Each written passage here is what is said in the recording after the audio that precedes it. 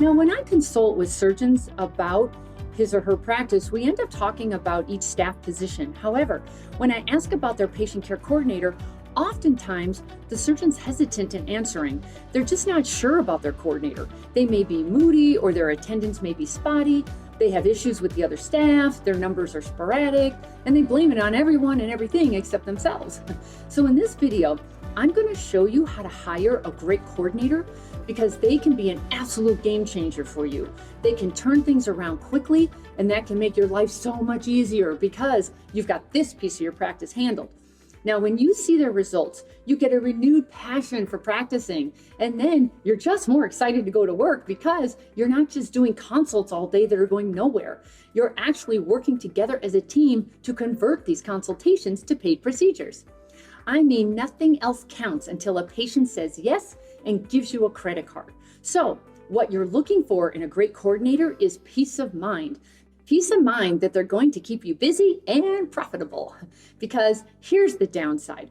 The wrong coordinator can be sabotaging your livelihood unknowingly because they're just not the right fit. Perhaps you had a great coordinator who quit for whatever reason. So you promote the next person up, like your receptionist, who has no clue what they're doing, nor do they have the mindset for it. So what happens now is you've got a mishire. By the way, the stats show that mishires cost you something like 25 times their base compensation just because of all the wasted time and money that goes into that. Now, the drama ensues because you've got maybe the right people on the bus, but you've got them in the wrong seats. Or maybe they shouldn't be on the bus at all. So no one's being as productive as they could be. And the question is, but how do you know? Well, it's the big question. How do you know if you've got the right coordinator? Surgeons often say the same thing. I have a feeling this is not the right person for the job, but I'm just not sure. Now, we all have that gut feeling, but why don't we listen to it? Or we listen to it, we hear it, but we don't act on it. But here are a couple other signs. There's just a lot of bad energy going on in the practice, and it all seems to be coming from the coordinator. Or you're hearing staff complaints about the coordinator, but you're not acting on them or following up on them.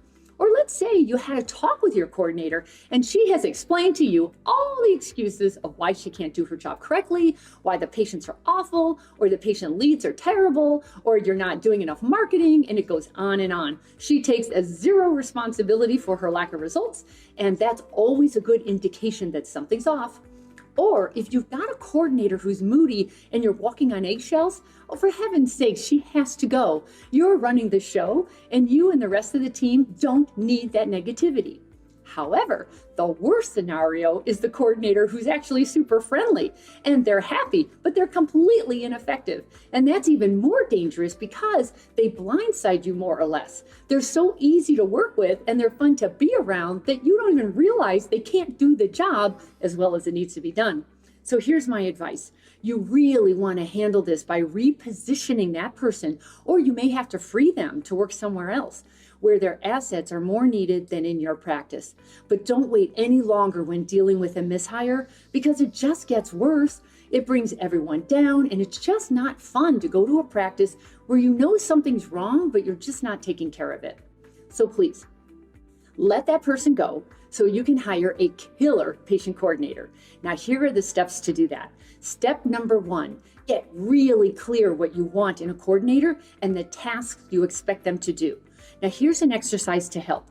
Think of the best employee you ever had and what made them the best. For example, they were loyal, honest, reliable, smart, and so on. Now do the opposite. What characteristics did your worst employee have? Examples would include bad attitude, unreliable, dishonest, and so on. Now use this as a checklist when evaluating applicants.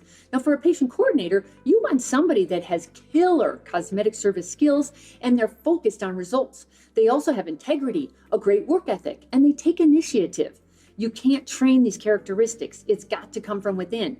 So you're trying to find those character attributes during this process. Now, the next step is to figure out what you're willing to pay. And this is where I see it go both ways. You either overpay on the hire, and now you're pissed off that you're paying them too much and they're not delivering like you want, or you underpaid, and then you get this mediocre applicant or staff that you're not happy with. So to help decide on pay, you could go to Indeed.com or Glassdoor.com or Salary.com to get an idea of what your area pays for that position. You could also just ask the applicants what they're paid now and what they want. But you just never want to overpay on hire. Really good people who are confident in their abilities are more than happy to be paid on future productivity as well. Now, it's normal in our industry to give the coordinator a base that is enough to pay bills, but not enough to satisfy them. So you add an incentive for when they go above and beyond their set quota. Now, that could be 1 to 3% of revenues collected, or a flat fee of, say, $100 for every surgery or big ticket procedure booked above and beyond the set quota. Now, a lot of good people get into this industry because they love looking good and feeling great. So you can also use free or discounted services to negotiate with. And the A players are oftentimes looking for more than just money. They're looking for a great opportunity where they can grow, learn, and flourish in a really positive environment. Then be clear about what your vision and your values are and where you want to take your practice, because you want to hire those core values in others. I'm just generalizing here, but here are some examples. Your core values could include integrity, profitability, patient safety, superior customer service, and teamwork, because you're striving to be a 5-star practice versus a 3-star. You get excited about enhancing and transforming lives. You value anticipating needs of the patients, so you're one step ahead of them. You have a desire to learn and grow, and you want to be the busiest and the best. And by the way, if you don't have a mission statement that you live by for your practice, I highly recommend you and your team get together and make one up. Now, I just threw this one out for you that gives you an idea. Our mission at Best Cosmetic Surgery is to help bring out your best so you enjoy life with confidence. Now, our friendly staff is as committed as Dr. Smith himself to making your experience with us as rewarding and enjoyable as possible. We start every day with the expectation that we will delight you with superior personal service in a friendly and relaxed environment. All I'm saying is, when you have something like this and you add that to your processes, you're going to get applicants who resonate with that, and they're hearing you loud and clear. Now it's time to write the ad. Now, you really need to write a really great ad, just like you would write direct response ad copy. It has to attract the right person and detract the wrong people. And by the way, the ads I write, and I'll give you an example of one here, my ads are fairly long, and I usually get complaints that I'm expecting too much. And I like that, because that means the mediocre people are offended by the ad, but the killer overachievers love the growth and the challenge of the ad. So I hope you hear me on that one. I'll just give you a brief part of the ad that I would write. Sales and patient coordinator for high-end plastic surgery practice. I'm saying the word sales on purpose. Are you confident, friendly, caring, reliable, and resourceful? Do you have empathy and the ability to connect easily with others? Do you have a great work ethic, a positive attitude, and exceptional communication skills? Do you love a challenge and working together as a team to be the best? If so, keep reading. We're looking for a full-time Uber patient care coordinator who enjoys sales to join our team. Now, our plastic surgeon is highly acclaimed, respected, and well-known in the community, as well as the medical industry. Now, this is a high-end plastic surgery practice with an exceptional reputation for quality, results, and impeccable 5-star customer service. Now, our surgeon has performed more than 12,000 surgical procedures in the past 15 years, and he's ready to take his practice to the next level, so we need a consultation converting rock star. Now, here's a short list of what is expected from you in this position, and then you just write out what is expected. For example, act as the aesthetic advisor to help the prospective patient comfortably go through their surgical journey. Promote the surgeon strategically as the best choice. Increase consultation conversion rates by 30% and so on. And training is included. Now, do you see how specific that is? You also need the coordinator to follow up via phone, email, and text with those who did not convert to a procedure. Assist in marketing efforts to attract more patients and deliver weekly progress reports with statistics. Now, there's another section called the responsibility of the coordinator. You have to be so specific in today's world of what your expectations are, so there's no confusion down the road with them saying, well, I didn't know that's what you wanted me to do.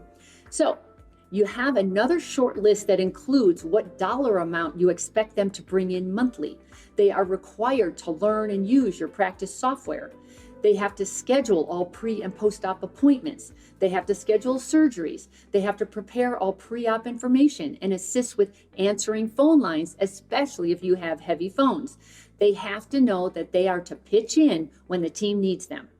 They also have to be a quick learner, well-rounded, and tech-savvy. So I always add that by saying you must pick up quickly on technologies such as Microsoft Office Suite and/or your scheduling software and other software programs. They would be open to learning.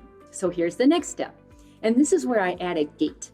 I need them to jump through hoops to make sure that they're detail-oriented and they've got the tenacity to go through their steps because they really want the job. We don't want the person who's just answering every ad flippantly. We want the person who really looks at this ad and says, whoa, they're looking for a hotshot and that's me. So I ask them to provide a 100-word description about why this position appeals to them. And if they don't do it, that means they either didn't read the whole ad or they just didn't bother doing it. So that's something to consider since you're looking for clues to who is and is not a good candidate. And then add additional questions that are important, but not as important as the character, such as how many years of plastic surgery experience do you have? How many years of high-end sales experience do you have? Have you completed the following level of education? And then go with at least maybe an associate's degree or preferably a bachelor's degree. Now, oftentimes they won't have plastic surgery experience, but they do have something comparable like cosmetic dentistry or high-end retail experience. Even if they don't have experience, but they have excellent people skills and they're hungry to learn, I would hire character any day over experience, since you can always learn cosmetic rejuvenation, but you can't learn how to connect with people. Now, the next step is to get the word out, and that depends on your location. Indeed.com has been the go-to website, and now we have ZipRecruiter, a big competitor. You can also check out LinkedIn. You can do posts on Instagram and even run ads on LinkedIn and/or Instagram to see what comes up, and display in-house signage and mention to your current patients you're expanding and looking for a new coordinator. So do they know of anyone? Offer your current staff a finder's fee if they know of anyone who would be a good addition to your team. And for sure, ask your vendors, since they're the feet on the street, so they know everybody and they know people who are coming and going and who's in, who's out. So I would always start there. And then in your own meanderings around your community, think about the service providers that take super good care of you when you're either at a local restaurant or a high-end retail store or any other service providers you go to. You can always not poach them, but maybe they're ready for a career change. And I guess it is poaching them, but because the best people are always the employed people.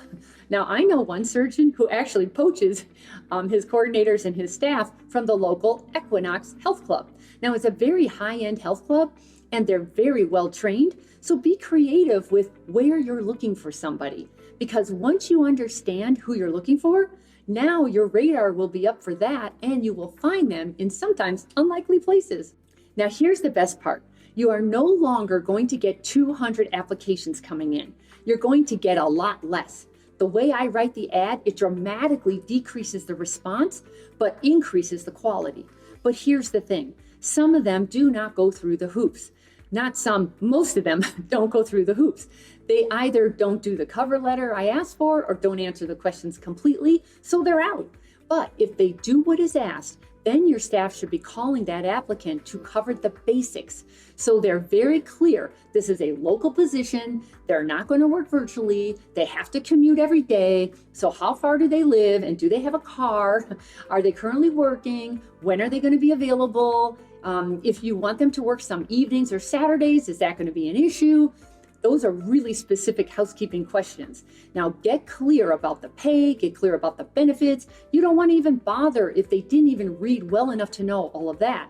Or you just want to make sure they're clear about the basics before you spend any more time on them. Now, if that goes well, then they do another call with either your manager or some other key staff person, and that person can get a little deeper and ask about their career goals. What was the best job they've ever had? The worst job they've ever had? Who was their favorite boss and why? Who was their least favorite boss and why? You're trying to figure out whom they like to work with and what characteristics in a boss they need.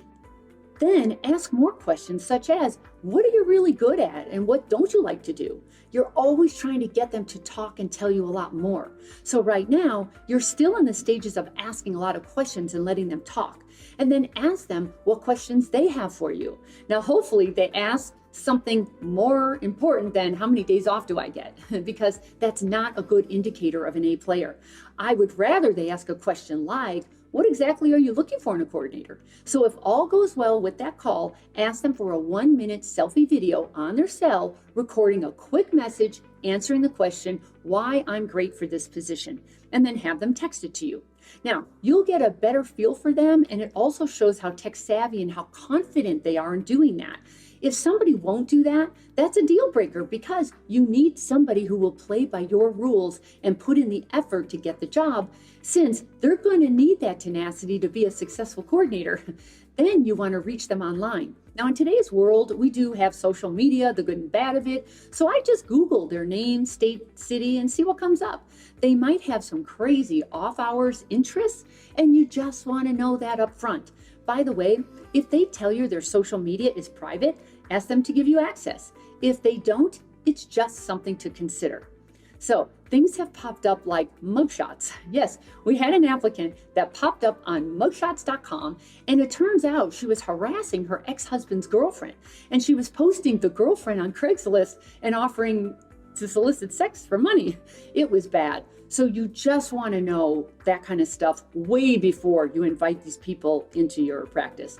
Now, if all goes well, it's time for a face-to-face interview. So your office manager or some key player that you really trust meets with them and asks them lots more questions to get them talking, and ask the same questions to be sure their answers are consistent. For example, what was a major obstacle you had to overcome? What's an accomplishment you're most proud of? How do you alleviate stress? What do you think about our website? They better have looked at your website, right? So what have you done in the past to grow a practice? And then that same question, what questions do you have for me? And I really hope they have a really good question other than what time do you eat lunch? And if that goes well, you, the doctor, could meet with them briefly to reiterate your vision and what you expect from that position. Or just ask them really open-ended questions or statements such as, tell me about yourself. That's going to put them on the spot, and they're going to have to think on their feet, and that's what you want. If you have somebody who's confident and they can answer that question gracefully, they'll probably be the same when talking with prospective patients who ask them difficult questions. Then I would actually have them come back again to meet everybody. Now, one thing I've learned is when you force a new team member on your team, there can be some resistance because they didn't have any say-so. So I would have them come back and even spend a half a day or a full day with the team and walk around with each of the positions and just shadow them. Pay them to do that, but that way everyone on your team has an opportunity to put in their 2 cents if they got a good feeling or they didn't. You can miss some things that your staff people will catch.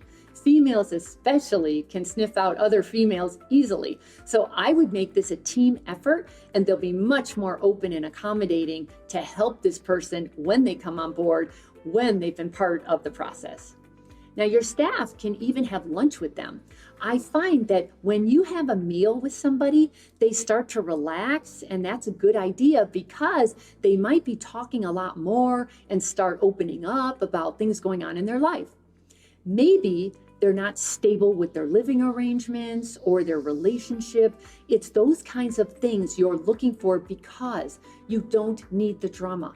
You're looking for a key player who's grounded in themselves, in their lives, in their future, and they're looking for a great place to land for the long term.